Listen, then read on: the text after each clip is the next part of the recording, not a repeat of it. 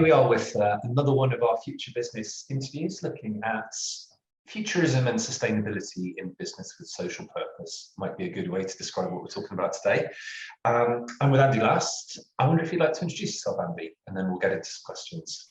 Thanks, Charles. So I run an organization called SALT, acquired by MullenLowe a few years ago. So it's MullenLowe Salt, and we advise businesses on how to use purpose and sustainability to improve their performance, and have done for the last 15, 16 years. I wrote a book about it called Business on a Mission, How to Build a Sustainable Brand. Yes, it's in front of me.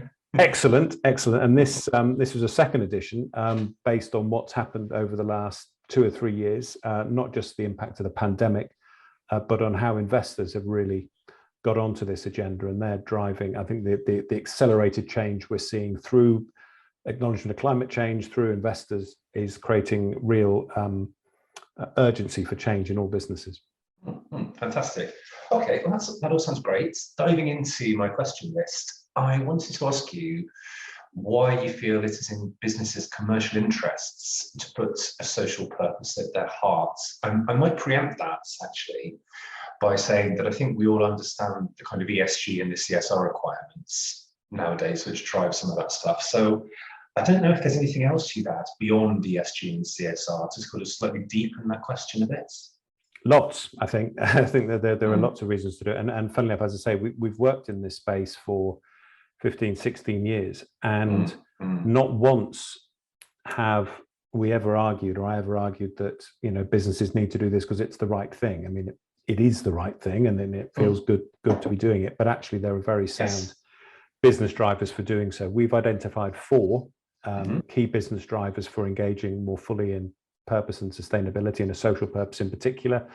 One is to improve sales. So there's very clear evidence. We've seen multiple examples, whether you're a business to consumer business or a business to business organization. Embracing a social purpose, business to consumer, gives you preferential positioning in store and online.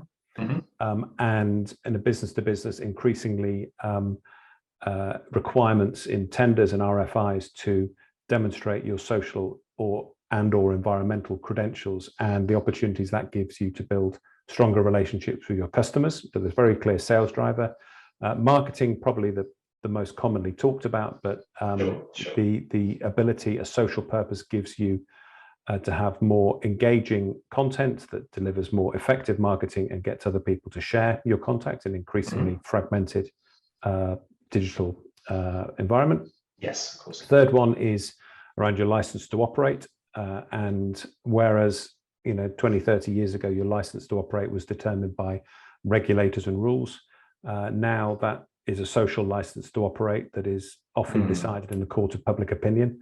And engaging, demonstrating your social usefulness to the world is a way of maintaining a strong license to operate.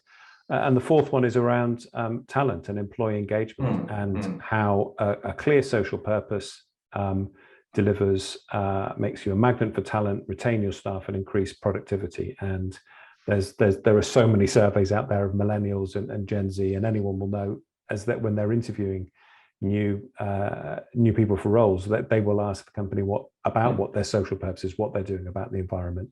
And some industries finding it increasingly hard to attract talent for those reasons. So sales, marketing, license to operate, and employee engagement, all of which are now being captured by sort of investors saying, unless you have a clear plan climate change, unless you understand your relationship with society, you're going to be a bit too risky for us to invest in. And then we come on to the kind of ESG and divestment and CSR elements that I kind of touched on at the beginning. But I think those are quite well understood in the corporate sector now, actually. I think the sense of what ESG does and how it's driving global green finance is just moving ever more quickly at the minute. So I think for our audience, that's a fairly well understood concept now, and the importance. Well, I sent it. It was interesting. COP26 in Glasgow in November felt like a finance conference, which tells you everything. Yes.